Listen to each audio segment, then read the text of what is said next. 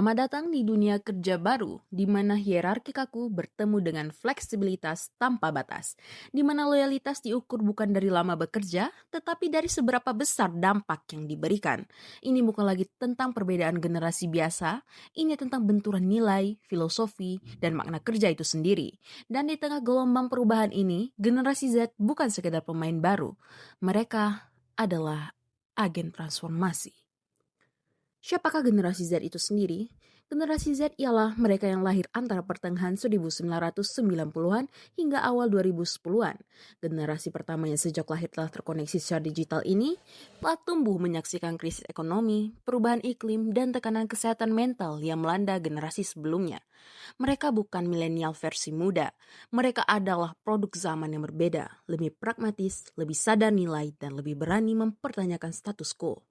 Inilah titik gesekannya. Di satu sisi, mengikuti paradigma lama, kerja adalah transaksi waktu dengan uang, loyalitas berarti bertahan lama di perusahaan, kesuksesan adalah naik tangga jabatan secara linear. Di sisi lain, paradigma baru dari Gen Z.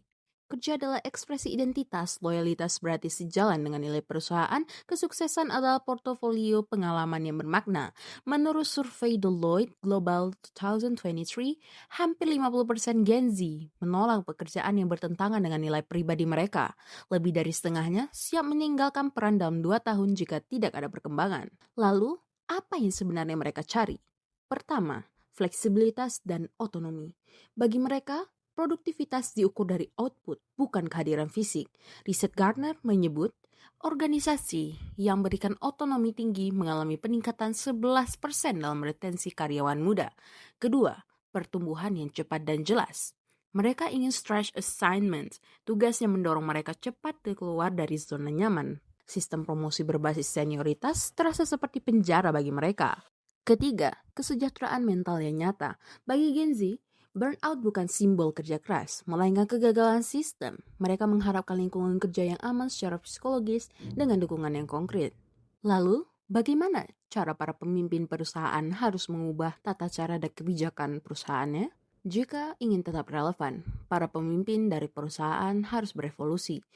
Dari bos menjadi fasilitator, tidak lagi pemegang semua jawaban, tetapi pembuka ruang dialog dan pemberi kepercayaan, dari penjaga tradisi menjadi arsitek budaya, menciptakan lingkungan yang inklusif berpusat pada pembelajaran dan mendukung kesejahteraan secara sengaja dan konsisten, dari pengelola konflik menjadi penggerak kolaborasi, memadukan pengalaman generasi lama dengan keberanian dan pola pikir segar generasi muda. Gelombang perubahan ini tidak akan surut. Perusahaan yang hanya melakukan perubahan kosmetik akan kehilangan talenta terbaik dan relevansi di pasar. Masa depan kerja adalah tentang ekosistem yang memungkinkan setiap individu tanpa memandang tahun lahir untuk berkembang, berkontribusi, dan menemukan tujuan. Kepemimpinan masa depan bukanlah tentang otoritas, melainkan tentang pelayanan terhadap potensi manusia. Siapkah Anda memimpin perubahan?